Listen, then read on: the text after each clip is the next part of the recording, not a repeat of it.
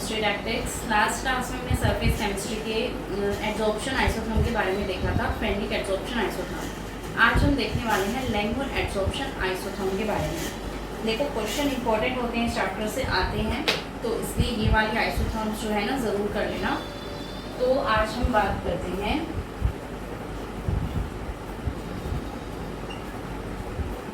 लैंगमुर adsorption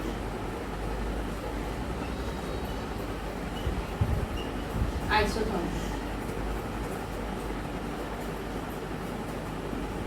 देखो होती क्या है ये लैंगमुर एड्सॉर्प्शन आइसोथर्म, इसका प्रिंसिपल कैसे वर्क करता है। हमारी ना जैसे कोई एड्सॉर्प्शन की सरफेस है, मतलब कोई एड्सोर्बेंट है जो हमारा एड्सॉर्प्शन करता है। एड्सोर्बेट होते हैं जो मॉलिक्यूल्स एड्सॉर्ब होते हैं एड्सोर्बेंट सरफेस पे। एड्सोर्बेंट जो सरफेस होती है जिसपे हमारे एड्सोर्बेट मॉलिक्यूल्स आते हैं, तो ये हमने देखा था लास्ट क्लास में। एड्सोर्बेट क्या होता है, एड्सोर्बेंट क्या होता है। लास्ट क्लास की वीडियो का लिंक आपको डिस्क्रिप्शन में मिल जाएगा, वहाँ से चेक कर लेना, ठीक है। तो यहाँ पर हमें लैंगमुर में देखना है कि इसका प्रिंसिपल क्या है। सबसे पहले तो सबसे पहली बात तो ये होता है हमारा फिजिकल एड्सॉर्प्शन होता है। अब फिजिकल एड्सॉर्प्शन क्या होता है, देखो हमने लास्ट क्लास में ना फिजिकल और केमिकल एड्सॉर्प्शन में डिफरेंस नहीं देखा था, तो एक बार काम करते हैं, उसका पहले डिफरेंस ही देख लेते हैं। या आइसोथर्म पढ़ने से पहले हम इनका डिफरेंस देख लेते हैं, इंपॉर्टेंट होता है। डायरेक्ट क्वेश्चन भी आ जाता है इनके डिफरेंस से। फिजिकल एड्सॉर्प्शन और केमिकल एड्सॉर्प्शन में क्या डिफरेंस है, तो देखो सब में दोनों में सबसे मेन जो होता है फिजिकल जो होता है वो रिवर्सिबल होता है नेचर, और ये इरिवर्सिबल होता है, ठीक है। ये वाली पहला पॉइंट तो ये हो गया। दूसरा पॉइंट है इसका, इसमें तो weak van der Waals forces होती हैं।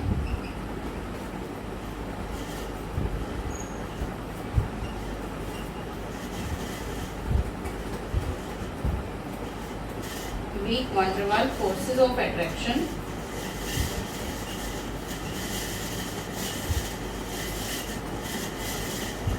और जो केमिकल एड्सॉर्प्शन होता है उसमें हमारी स्ट्रॉन्ग फोर्स ऑफ अट्रैक्शन होती है। स्ट्रॉन्ग फोर्स ऑफ अट्रैक्शन, ठीक है।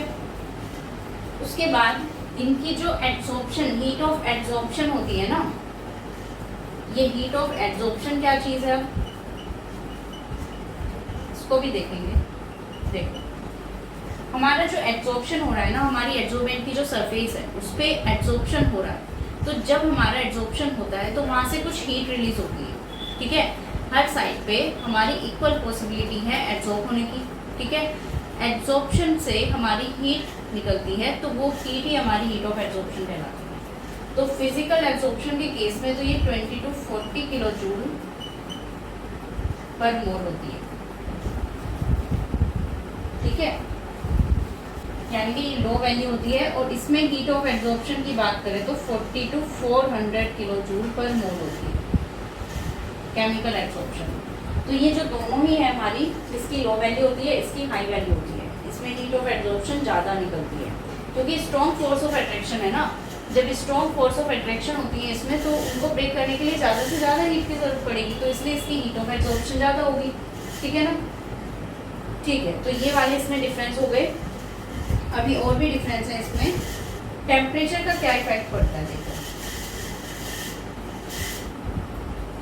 टेम्परेचर अगर हम इंक्रीज करते हैं, टेम्परेचर इंक्रीजेस, तो जो ये वाला एड्सॉर्प्शन होता है physical adsorption decreases, physical adsorption decreases. और केमिकल एड्सॉर्प्शन के केस में क्या होता है, इनिशियली इंक्रीज होता है टेम्परेचर राइज करने पे और फिर डिक्रीज होता है। ये तो टेम्परेचर जैसे ही बढ़ेगा फिजिकल एड्सॉर्प्शन डिक्रीज हो जाएगा, पर जैसे इसमें टेम्परेचर राइज करेंगे फर्स्ट इंक्रीज होगा, फर्स्ट इंक्रीज देन डिक्रीज, होना डिक्रीज ही है लास्ट में, लेकिन पहले हमारा इंक्रीज होगा एकदम से और फिर हमारा डिक्रीज हो जाएगा। First increases then decreases. ठीक है। अब एक इम्पोर्टेंट इसकी प्रॉपर्टी होती है, इम्पोर्टेंट डिफरेंस है, नॉट स्पेसिफिक और ये वाला जो होता है स्पेसिफिक होता है। मतलब कि इस वाले वर्ड का क्या मतलब है, स्पेसिफिक, और नॉन स्पेसिफिक का मतलब क्या है। अगर स्पेसिफिक नहीं है दैट मीन्स कि कोई स्पेसिफिक बात नहीं है वहाँ पर, जितना भी हमारी एब्जॉर्प्शन साइट्स हैं वो इक्वली रिस्पॉन्सिबल हैं एब्जॉर्प्शन के लिए। जो भी हमारा एक्सटेंट है एब्जॉर्प्शन का वो हमारी कहीं पे भी एब्जॉर्ब हो सकती है। सारी जो हमारी वैकेंट साइट्स हैं एब्जॉर्प्शन के लिए बनी हुई हैं तो कहीं पे भी आके मॉलिक्यूल अटैच हो सकता है। मान लो हमारी जो ये इस तरीके से मान लो कि यहाँ पर ये एक्टिव साइट्स हैं तो यहाँ पर भी एब्जॉर्प्शन हो सकता है, यहाँ पर भी, यहाँ पर भी, यहाँ पर भी, कहीं पे भी एब्जॉर्प्शन हो सकता है। लेकिन इस वाले केस की जो बात होती है ना, इसमें मान लो ये साइट्स बनी हुई हैं तो अगर हमारा इंटरेक्शन होगा तो ही ऐसा हो सकता है। यहाँ पर अगर इंटरेक्शन हो रहा है साइट के साथ तो वहीं पर एब्जॉर्प्शन होगा, बाकी साइट्स पे नहीं होगा। तो उसके लिए हमारी स्पेसिफिक साइट्स होनी चाहिए, ठीक है ना। अगर हमारी उसके बीच में एक्टिविटी है, रिएक्टिविटी है, केमिकल एक्टिविटी है एब्जॉर्बेंट के बीच, तभी हमारा स्पेसिफिक केस होगा, नहीं तो नहीं होगा, ठीक है। तो ये वाला वर्ड इंपॉर्टेंट होता है, याद रखना। नॉट स्पेसिफिक होता है फिजिकल में, सारी साइट्स इक्वली रिस्पॉन्सिबल होती है। और यही वाली चीज़ जो है ना इस वाले लैंगवुड एब्जॉर्प्शन आइसोथर्म में करनी है, क्योंकि ये हमारा फिजिकल एब्जॉर्प्शन होता है। तो ये जो सारी प्रॉपर्टीज़ है ना ये इस वाली एब्जॉर्प्शन आइसोथर्म में एप्लीकेबल होती हैं। तो ये तो इसके बीच में थे डिफरेंसेस। अब यहाँ पर देखो,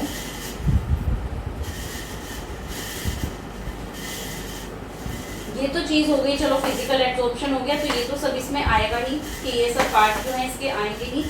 दूसरी चीज़ ये जो नॉट स्पेसिफिक वाली बात थी ना ये ज़्यादा इम्पोर्टेंट है, क्योंकि हमारा क्या होता है, हमारी कोई भी एब्जॉर्बेंट सरफेस है उस पर क्या होते हैं, हमारे एक्टिव साइट्स होती हैं। मान लो कि इस तरीके से हमारा एक सरफेस है, उस सरफेस पे ये सारी एक्टिव साइट्स बनी हुई है, ठीक है ना। तो ये सारी साइट्स इक्वली रिस्पॉन्सिबल हैं एब्जॉर्प्शन के लिए। कहीं पर भी गैस मॉलिक्यूल आएंगे एब्जॉर्ब हो सकते हैं, कोई स्पेसिफिक साइट्स नहीं बनाई गई है, सब में इक्वली हो सकता है हमारा एब्जॉर्प्शन, ठीक है। तो यही हमारा प्रिंसिपल भी होता है लैंगवुड एब्जॉर्प्शन आइसोथर्म का, ठीक है।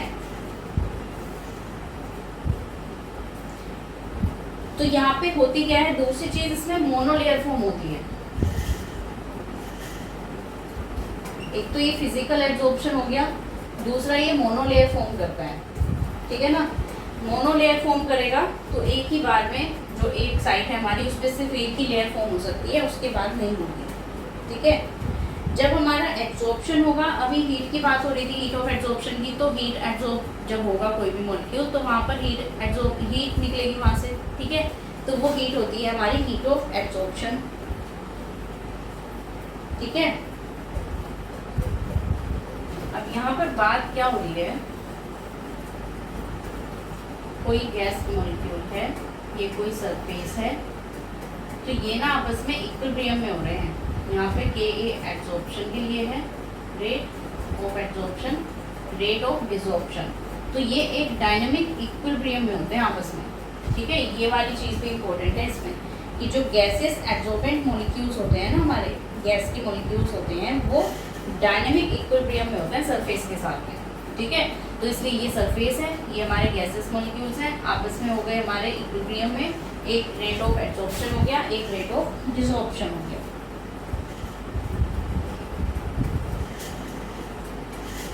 तो ये तो हमारी जो सरफेस है ये तो वैकेंट साइट है, अब तक यहाँ पर कोई गैस मॉलिक्यूल आया नहीं है। और ये वाला पार्ट है हमारा जो गैस के एब्जॉर्बेंट मॉलिक्यूल्स हैं, गैस एब्जॉर्बेंट मॉलिक्यूल्स, ठीक है, ये हो गए। लेकिन ये कौन से वाले हैं, जो फ्री हैं, अभी एब्जॉर्ब हुए नहीं हैं, अनएब्जॉर्ब वाले हैं, ठीक है, अनएब्जॉर्ब वाले गैस के मॉलिक्यूल्स हैं। तो ये अनएब्जॉर्ब हैं, वैकेंट साइड पे आएंगे, ये हमारे एब्जॉर्ब हो जाएंगे। तो ये कौन से हो गए, ये एब्जॉर्ब वाले हो गए, ठीक है, ये हो गए हमारे एब्जॉर्ब वाले। यानी कुल मिलाकर देखो तो ये वैकेंट साइट थी, ये गैस मॉलिक्यूल्स थे, ये वाला पूरा पार्ट आ गया हमारा ऑक्यूपाइड साइट्स, तो जब हमारा रेट फॉरवर्ड डायरेक्शन में जाएगा तो ऑक्यूपाई होगा, जब बैकवर्ड में जाएगा तो वहाँ फिर से क्या हो रहा होगा, डिसॉर्प्शन हो रहा होगा। डिसॉर्प्शन मतलब जो हमारे गैस मॉलिक्यूल्स आए हैं, एब्जॉर्ब हुए हैं, वो वापस चले गए, ठीक है, वो डिसॉर्प्शन हो गया। तो यहाँ पर आगे जब हम जाएंगे तो रेट ऑफ एब्जॉर्प्शन में तो आएगा कि हमारी ऑक्यूपाइड साइट्स बनेंगी, जब वापस आएगा तो हमें वैकेंट साइट्स मिलेंगी, ठीक है। इतनी चीज समझ रहे हो। अब प्रोबेबिलिटी है कि हो सकता है कि ऑक्यूपाइड साइट मिले, हो सकता है वैकेंट साइट मिले, एब्जॉर्प्शन हो या डिसॉर्प्शन हो।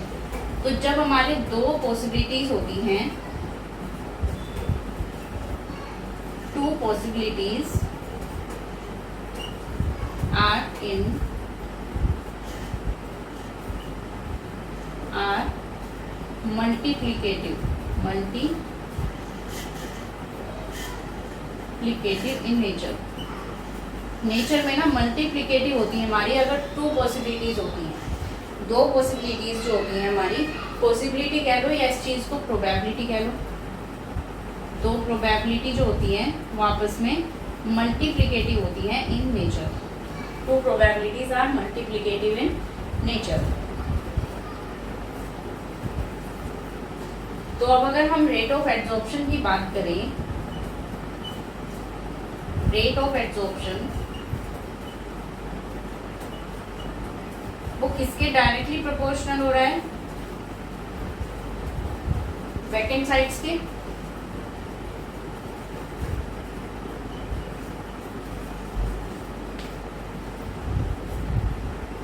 Rate of absorption vacant sites के हो रहा है। मान लो टोटल साइट्स कितनी है,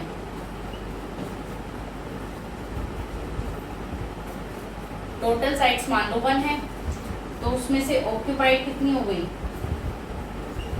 थीटा ऑक्यूपाई हो गई, तो अनऑक्यूपाइड कितनी रह गई,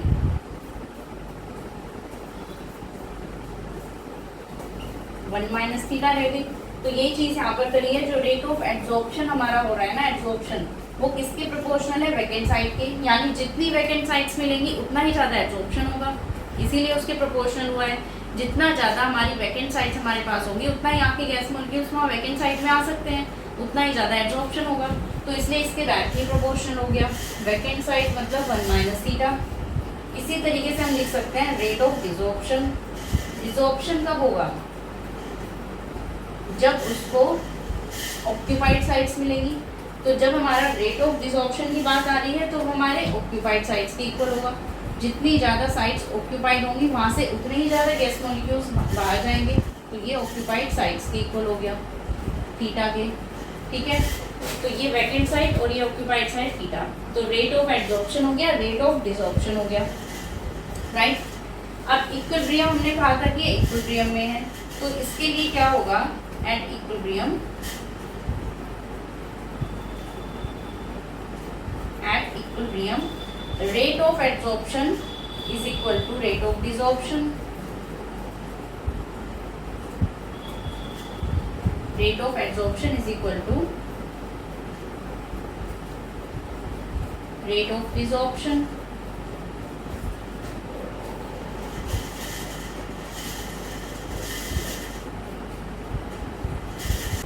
अच्छा, रेट ऑफ एब्जॉर्प्शन को हम किससे रिप्रेजेंट कर सकते हैं, KD से, और एब्जॉर्प्शन के रेट को हम KA से और इसको KD से, ठीक है।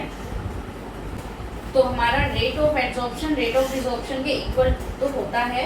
यहाँ पर हमें इसमें देखना है इक्विलिब्रियम जो होता है हमारा, इक्विलिब्रियम कांस्टेंट, तो KA divide by KD। K equilibrium क्या होता है हमारा, KA upon KD is equal to GS upon G into S, यही होगा, ठीक है। तो यहाँ पर हमारा जो GS है वो कितना है, ऑक्यूपाइड साइट्स वाला पार्ट है। ऑक्यूपाइड कितनी है, थीटा है।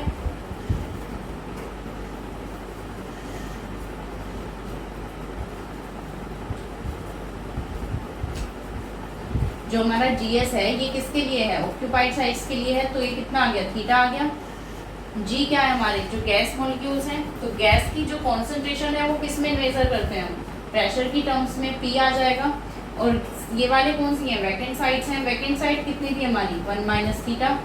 तो यहाँ से जो हमारी वैल्यू आई है के इक्विलिब्रियम की, के इक्विलिब्रियम मान लो हमने कैपिटल के मान लिया, तो के इज इक्वल टू किसके आया, theta upon P 1 minus theta, और K P is equal to theta upon 1 minus theta. ये आई है आपकी वैल्यू, ठीक है।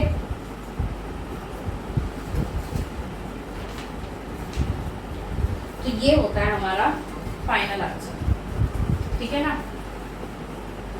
ओके, अब ये जो हम केस ले रहे हैं ना, यहाँ पर ये वाला जो केस लिया है हमने, ये नॉन डिसोशिएटिव का केस है। जब गैस मॉलिक्यूल हमारे नॉन डिसोशिएटिव टाइप के होंगे, मतलब कोई जैसे H2 मॉलिक्यूल है तो वो H2 की टर्म्स में ही है, वो हमारा HH डिसोशिएट नहीं हो रहा है, हमारा नॉन डिसोशिएटिव टर्म्स में है। तो H2 है तो H2 ही है, तो इसलिए ये नॉन डिसोशिएटिव का केस है। अगर हमारा क्वेश्चन में या फिर कहीं पे भी दिया हुआ है कि नॉन डिसोशिएटिव है, तो नॉन डिसोशिएटिव है ही, नहीं दिया है तो भी उसे नॉन डिसोशिएटिव मानना है। और अगर हमें इसमें एक्स्ट्रा क्या दे सकते हैं, डिसोशिएटिव वाला भी दे सकते हैं। तो डिसोशिएटिव के केस में ना थोड़ा सा डिफरेंट हो जाता है। डिफरेंट क्या होता है कि जो हमारा ये H2 मॉलिक्यूल होगा, N2 होगा, तो वो हमारे ना HH में डिसोशिएट हो जाएंगे, HH अलग हो जाएंगे। तो अब वहाँ पर जो वैकेंट साइट्स होंगी ना हमारी, वो 2 लेनी पड़ेगी हमें यहाँ पर, इस तरीके से। तो अब यहाँ पर जो डिफरेंस आएगा ना, वो इतना आएगा कि इसको स्क्वायर करना पड़ेगा। तो यहाँ पर जो पहले ये लिख लेना अपना नॉन डिसोशिएटिव का अलग से, ठीक है। डिसोशिएटिव का केस हम दोबारा अलग से देख रहे हैं कि इसमें क्या होगा। अब इसके ग्राफ भी बनाने हैं, तो थोड़ा सा स्पेस छोड़ना है पेज, उसके बाद डिसोशिएटिव में दोबारा लिख देना ये वाली चीज़ दोबारा लिख के, बस यहाँ 2 मॉलिक्यूल्स 2 आ जाने चाहिए। अब जो वैकेंट साइट्स हैं हमारी, वो दोनों अलग अलग की बात कर रहे हैं, दोनों में अलग अलग वैकेंट साइट्स, ठीक है, ऑक्यूपाइड साइट्स। तो ये चीज़ आ जाएगी, तो K P is equal to आ गया ये, ठीक है ना, ये आता है। तो ये डिफरेंस हुआ है इनमें दोनों में। अब हम इन दोनों को देखें।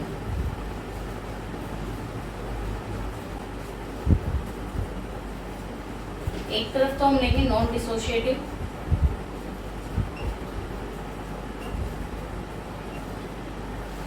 दूसरी तरफ हम लेंगे dissociative.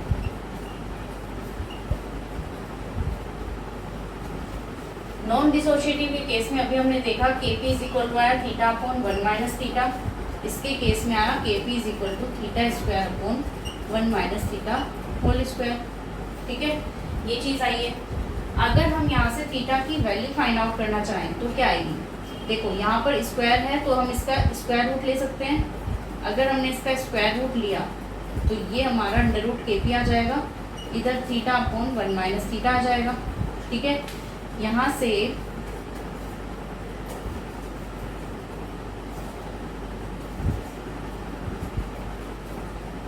Under root K P minus इसके इधर मल्टीप्लाई कर दिया हमने under root K P into theta, ठीक है। तो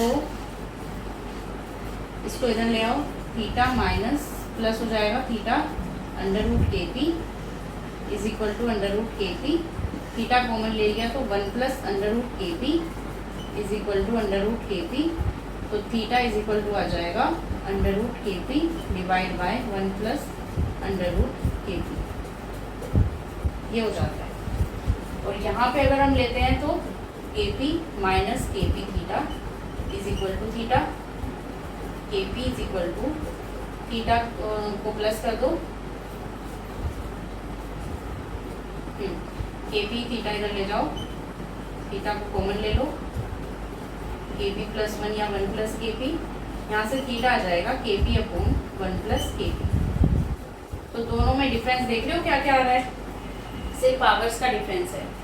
तो यानी कि हम कुल मिलाकर ये बात कह सकते हैं कि अगर हमारा डिसोशिएटिव का केस है तब तो हमारा ये आएगा, नॉन डिसोशिएटिव है तो ये आएगा।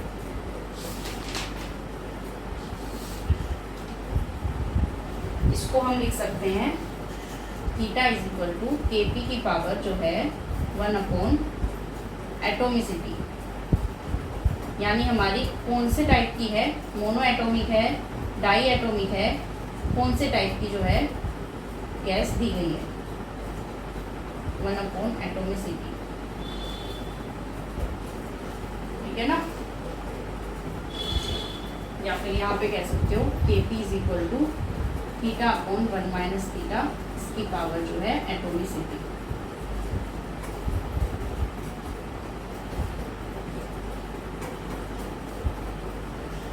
ठीक है, ये हो जाएगा।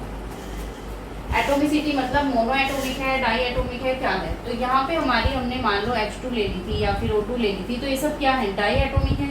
डाई एटोमिक के लिए क्या करना है आपको, सिंपल सा जो ये वाला फॉर्मूला है ना, बस इसकी पावर जो है 1 अपॉन एटोमिसिटी कर देना है, तो यहाँ से ही आ जाएगा आपका आंसर। ठीक है, मोनो एटोमिक के लिए ये होती है, यानी वो मोनो एटोमिक है, डिसोशिएट नहीं कर रही है, ये वाली डिसोशिएट कर रही है, तो उसके लिए ये वाला फॉर्मूला आता है। ठीक है,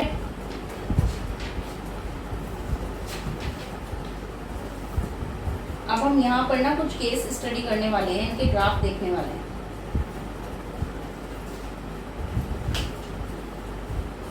तो सबसे पहले तो नॉन डिसोशिएटिव का केस देख लेते हैं। इसमें अगर हमारे ग्राफ को प्लॉट करना है, हमें थीटा वर्सेस पी ग्राफ अगर प्लॉट करना है, क्योंकि आइसोथर्म है तो यहाँ पर टेम्परेचर तो कांस्टेंट होगा, तो हमें क्या करना पड़ेगा, थीटा वर्सेस पी निकालना पड़ेगा। और थीटा वर्सेस पी निकालने के लिए हमें पी वाली टर्म्स को तो एक साथ लिखना पड़ेगा। अब ये एक साथ तो नहीं आ सकती क्योंकि डिनोमिनेटर में प्लस है, तो इसके लिए हमें केस लेने पड़ेंगे दो। क्या केस ले सकते हैं हम, इसको मैं थोड़ा और ऊपर लिख लेती हूँ। थीटा इज इक्वल टू के पी अपॉन 1 प्लस के पी, ये है ना। तो मैं इसका केस फर्स्ट लेती हूँ। केस फर्स्ट कह रहा है व्हेन 1 इज ग्रेटर देन के पी, जब 1 Kp से बहुत बड़ा हो जाएगा तो Kp को नेग्लेक्ट किया जा सकता है, मतलब when pressure is low, when pressure is low.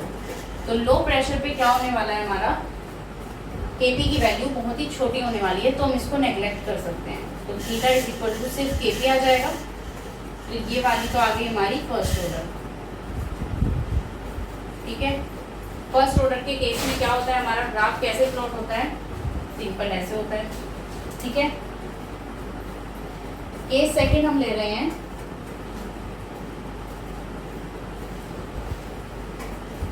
ये इस वाले का ग्राफ है। केस सेकंड अब हम ले रहे हैं व्हेन प्रेशर इज हाई।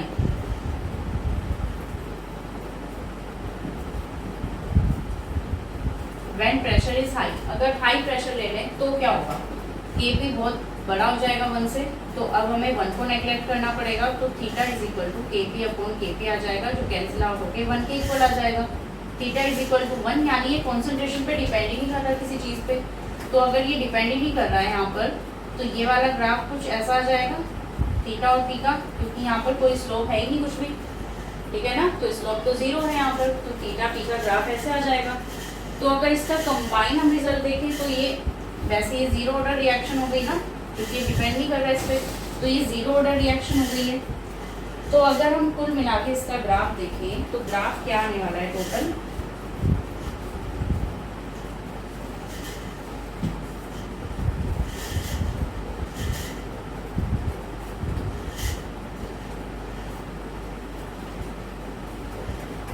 देखो इसका कंबाइन ग्राफ देख लेते हैं,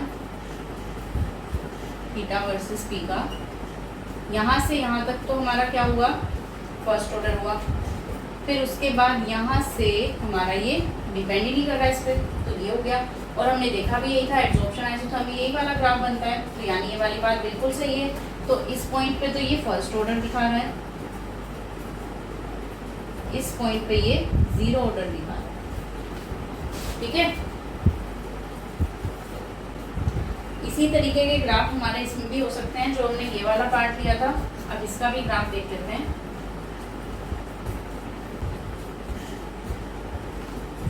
देखो ये वाले ग्राफ जो हैं, theta is equal to √Kp divide by 1 plus √Kp। अब अगर हमें theta versus P graph plot करना है, इसमें जो ग्राफ है हमारा किसके बीच होगा, 1 upon theta versus 1 upon √P, ये होगा एब्जॉर्प्शन आइसोथर्म में। तो theta versus 1 upon theta versus 1 upon √P। 1 upon theta लाने के लिए इसको रेसिप्रोकल करना पड़ेगा, कर देंगे 1 plus √Kp divide bye √Kp। दोनों के नीचे अलग अलग ले जाएंगे डिनोमिनेटर में, root K P plus root K P bye के पी, ये कैंसिल आउट 1, ये आ जाएगा 1 अपॉन अंडर रूट के, इसको अलग अलग लिख सकते हैं 1 upon under root P 1 upon theta. तो यहाँ पे ये कौन सा ग्राफ आ गया, y is equal to M X plus C वाला। इंटरसेप्ट तो यहाँ कुछ है ही नहीं, 0 है, तो यहाँ पर हमारे पास सिर्फ ये आएगा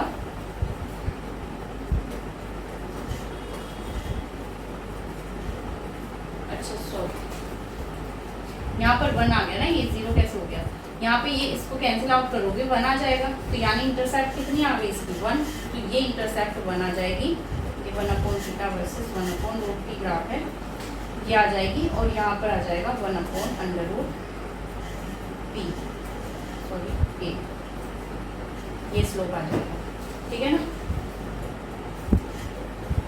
तो ये हो गई हमारी लैंगमुर एडसॉर्प्शन आइसोटोप। जैसे हमने यहाँ पर ग्राफ प्लॉट किया है ना, ऐसे ही हमारा इस वाले केस में भी ग्राफ हो सकता है, जो हमारा ये सिंपल है, थीटा इज इक्वल टू के पी अपॉन 1 प्लस के पी, जो हमारा नॉन डिसोशिएटिव का केस है ना, उसमें भी हम इसके वर्सेस ग्राफ प्लॉट कर सकते हैं। 1 upon theta versus 1 upon P हम इसमें भी कर सकते हैं, तो 1 upon theta is equal to क्या आ जाएगा 1 अपॉन के पी प्लस 1, ये आ जाएगा। तो इस बार इसके लिए क्या प्लॉट होगा, ये वाला 1 इंटरसेप्ट है और 1 अपॉन के इसका स्लोप है, ठीक है। तो ये तो हुई आज की क्लास खत्म। लैंगमुर एडसॉर्प्शन आइसोटोप हमारी हो चुकी है, नेक्स्ट क्लास में मिलते हैं। Thanks for watching and keep learning.